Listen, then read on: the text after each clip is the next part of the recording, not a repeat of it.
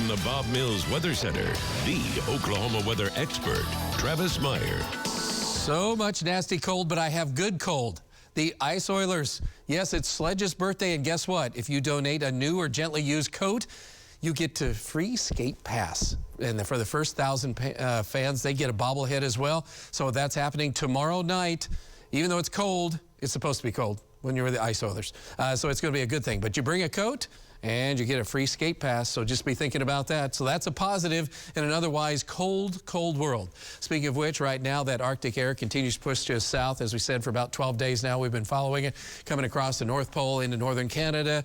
Now it's making a surge all the way through Kansas, and so it's right in the areas just from around Wichita to Guyman. We've been watching temperatures dropping like a rock. We have wind chill advisories in western Oklahoma for tonight. That comes all the way to Ponca City. Today's high temperature in Ponca City was 58, 61 in Buffalo. 51 out of Guyman. They still have snow from the last system. We were 60 in Tulsa, 62 in Jinx, 65 in Bristow, 70 in Ardmore. Just enjoy that for 1 second. Okay, that's kind of gone, especially out to the west and northwest, because right now it's 19 in Guyman. A wind chill of -1. From Guyman on over to around the Hooker area. So that cold air is coming in basically as this low shifts east. We're also going to see an enhanced chance of a few thunderstorms tonight across areas from Tulsa south and east. And the highest probability will be in far southeast Oklahoma. But needless to say, it's kind of an interesting scenario that's playing out right now because of that low pressure center and the storms that are going to try to fire up and the snow that's going to happen behind it. So there's a lot of things happening. Higher probabilities of some thunderstorms actually that could be severe are primarily in the southeast part of our viewing area. Could be an isolated storm that forms around Tulsa that could have some hail with it, or down toward Okmulgee or Henrietta for you guys.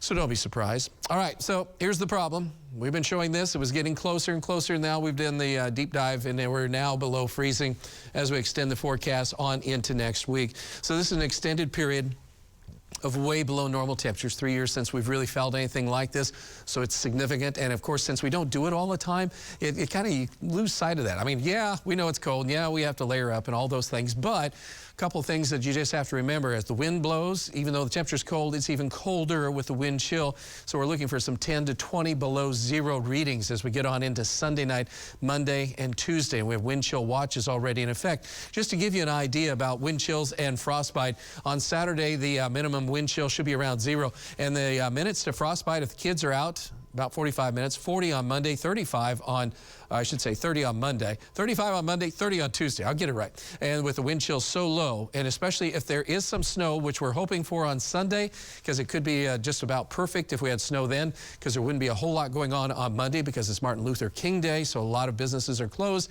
and of course schools are closed. But we have to get through Friday. And tomorrow morning, Alan and Stephen will get you there, but we do have travel advisories later tonight. We have that thunderstorm chance, and then we have the system that has to come through with the colder air. That'll be happening after midnight, probably about 3 to 6 o'clock in the morning. Most of the precipitation should be out of the picture by the time we get to rush hour, because the last go around, they were busy in the morning, and everybody was busy because they were trying to get out of trouble. So tonight, isolated shower or thunderstorm from Tulsa to the east through about 11 o'clock. Here's that cold front blasting through, so our precipitation will change over to more of a freezing chance of maybe freezing drizzle just briefly, or freezing mist. That's possible. Temperatures go from like 50 down into the 20s really quick. All the thunderstorms are gone. A little bit of snow. It's not much, but again, it doesn't take much to just wreck things. By the time we're in the morning, it's very, very cold. Teens to low 20s and winds gusting 30 to 40 miles an hour. And we have wind advisories, which I didn't really talk about a whole lot. That goes into tomorrow afternoon. So it's struggle tomorrow, 20s to around 30. Layers and bundle up is all we can say. So travel impacts are most likely going to be as this system walks across the area, or flows across the area, or blows through a few slick spots, and especially on the elevated surfaces, then on all surfaces as the temperature goes below freezing. Odds of precipitation are still hanging in there, and it'll be mainly a winter mix once we get past midnight.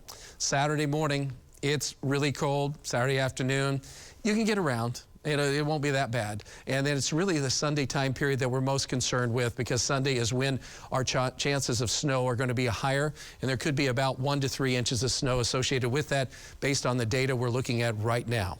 All right, so temperature will be around 52 at 9, but man, that right around midnight, temperature drops like a rock. So sometime about midnight, it'll be dropping into the 20s with gusty north winds. Some slick travel possible from 3 to 7 o'clock in the morning. And it's just plain old ugly cold as we extend the forecast out. We get above freezing, maybe Wednesday afternoon and Thursday. And that is a look at your 9-day planner. We will be right back.